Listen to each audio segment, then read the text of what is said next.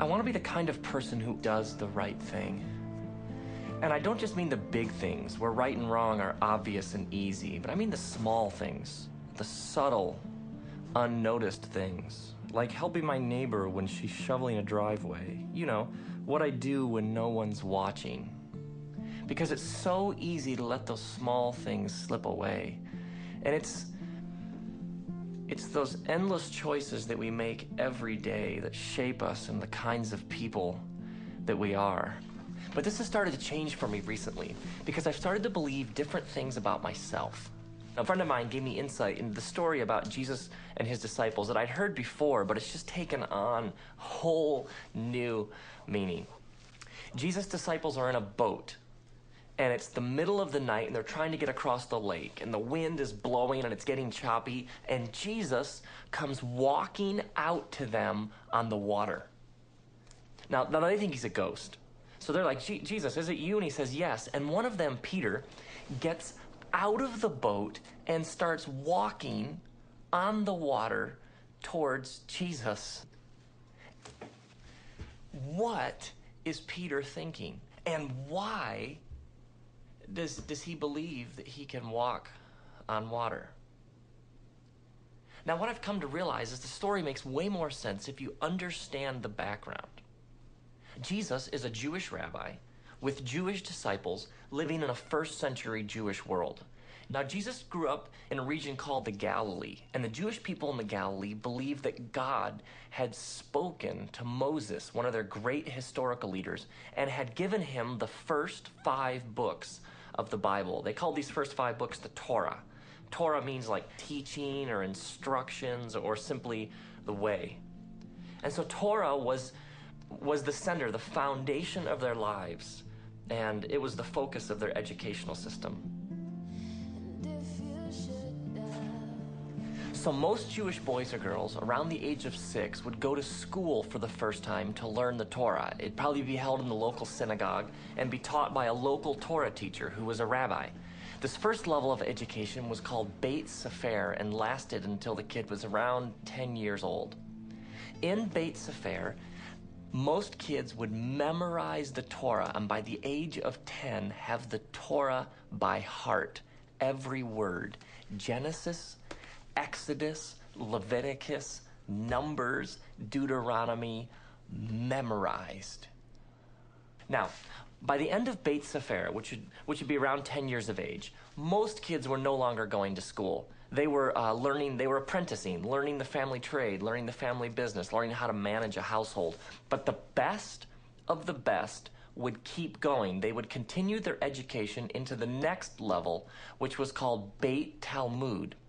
In Beit Talmud, the best of the best who were still going on, the ones with the most natural ability, would memorize the rest of the Hebrew scriptures. Genesis through Malachi, memorized. Now, by the end of Beit Talmud, 14, 15, most kids are learning the family business, learning the family trade, apprenticing with their parents.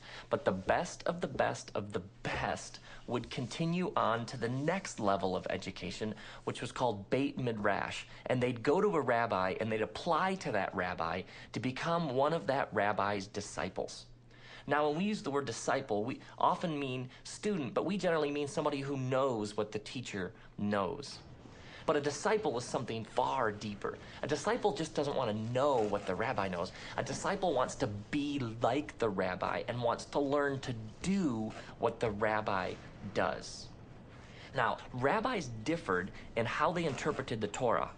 They would take like a verse or a command, and one rabbi might say, well, this is what it means to follow this verse or to do this command of God. But another rabbi might say, no, I think it means something slightly different. And so different rabbis had different sets of interpretations about how they lived out and understood and interpreted the scriptures. Now, a rabbi's set of interpretations was called that rabbi's yoke. So when you went and applied to a rabbi to become one of that rabbi's disciples, what you wanted to do is you wanted to take that rabbi's yoke upon you so that you could learn to know what the rabbi knows in order to do what the rabbi does in order to be like the rabbi. So you'd go to a rabbi and you'd say, Rabbi, I want to become one of your disciples. The rabbi would then grill you. The rabbi would ask you questions about Torah, questions about the prophets, questions about the oral tradition, because the rabbi wants to know, can this kid sit in front of me? Can this kid do what I do? Can this kid spread my yoke? Does this kid have what it takes? So the rabbi would fire off all these questions and grill the kid. And if the rabbi thought this kid's good, this kid loves God, loves Torah, but this kid isn't the best of the best of the best, the rabbi might say to the kid, you know, you obviously love God and you obviously know the Torah, but you don't have what it takes to become one of my disciples. And so the rabbi might say something like, go and continue learning your family trade, continue plying your family trade. But if the rabbi thinks this kid has got it, I think this kid could do what I do, the rabbi would say to the kid, come, follow me. And so you would leave as this, 14, 15-year-old kid, you would leave your family, your friends, your synagogue, your village, and you would devote your entire life to being like your rabbi, learning to do what your rabbi does. This is what it means to be a disciple.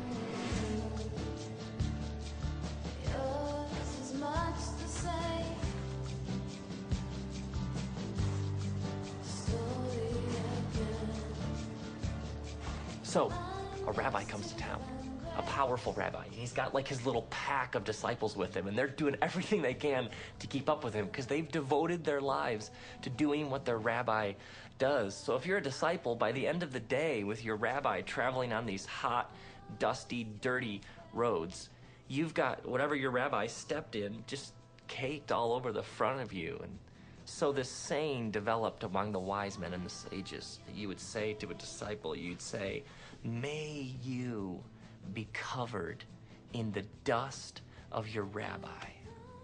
This is a scene that everybody had seen this. They knew exactly what it meant to be covered in the dust of your rabbi. Now, all of this, to me, has huge implications for Jesus and how we understand Jesus, because most rabbis would begin their teaching around the age of 30. And in the Bible, around the age of 30, we have Jesus walking down the shore along the Sea of Galilee, and he comes across Peter and Andrew, and they're fishermen, and Jesus says to them, come, follow me. Well, if they're fishermen, and Jesus calls them to be his disciples, then they're not following another rabbi. And if they're not following another rabbi, they're not the best of the best. They didn't make the cut. Then the text continues. It says that at once they dropped their nets and followed him, which I've always thought is a bit strange. I mean, it's odd, isn't it? That they just drop them and go. And some of those Christian movies don't help, do they? I mean, it's like Jesus comes down the beach and he's in this white bathrobe and he has this light blue beauty pageant sash on, and his hair is blow dried and he's Swedish, and he calls the disciples and they're kind of these robots. They kind of come around and go after him. If you understand it, like in its original context, it starts to make perfect sense. I mean, rabbis were the most honored, respected, revered people anywhere. I mean, the best of the best of the best are the only ones who got to be rabbis. And this rabbi comes down the beach and says to you, come follow me. Well, what's he really saying? What he's really saying is, I think you could do what I do. I mean, he's saying you can be like me. Of course you drop your nets and follow him. And then the text even continues. It says that he comes across James and John, and they're fishing with their father Zebedee. Now, if they're fishing with their father, what are they? They're apprentices. They're learning the family business. And if he calls them to be his disciples, and they're not the disciples of some other rabbi. So James and John, they're not good enoughs. They didn't make the cut either. They aren't the best of the best. And how old are they? 15?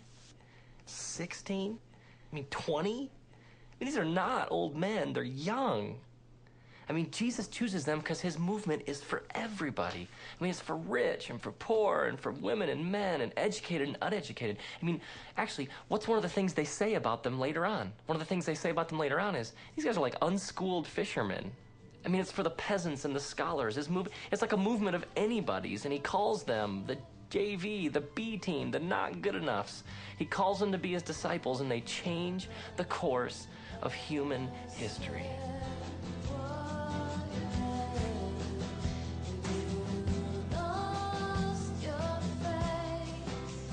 So back to the walking on water thing. You have this boat full of anybody's, and the water's choppy and the wind's blowing, and they're terrified because this Jesus comes across the water to them, and they think he's a ghost. And then Peter says, well, if it's you, then tell me to come to you. Now, why is this Peter's first response? Why is Peter's first reaction, if it's you, then tell me to come to you? Because he's a disciple. He's oriented his whole life, devoted his whole life to doing what he sees his rabbi doing, learning to be like his rabbi. So he sees his rabbi walking on water, and what's the first thing he wants to do? I want to walk on water too. I want to be like my rabbi. And so Peter gets out of the boat, and he starts walking on the water, but he starts to sink, and he yells out, Jesus, save me. And the text reads that Jesus immediately caught him and said, you of little faith, why did you doubt? Now, I always assumed that Peter doubts Jesus, but Jesus isn't sinking. Who does Peter doubt? He doubts himself. He loses faith in himself that he can actually be like his rabbi. Jesus wouldn't have called him if he didn't think he could be like him. Jesus even reminds his disciples of this at one point. He says to them, wait, you didn't choose me, I chose you. The rabbi doesn't choose you unless the rabbi thinks that you can do what he does, that you can be like him. All my life I've heard people talk about believing in God. But God believes in us, in you, in me. Faith in Jesus is important, but what about Jesus' faith in us? He must have faith in us because he leaves it all in the hands of these disciples. And what's the last thing Jesus says to them? He says to them, now you go and make more disciples. He leaves it all in the hands of these anybody's, and they do it. What if we can actually be the kinds of people that God created us to be? What if he actually believes that? What if he actually believes that we can be the kind of people who live like Jesus lived? And the kinds of people who take action because we're aware of all of these endless opportunities around us all the time for good, for beauty, for truth. Jesus has faith that you can follow him and you can be like him. He believes it.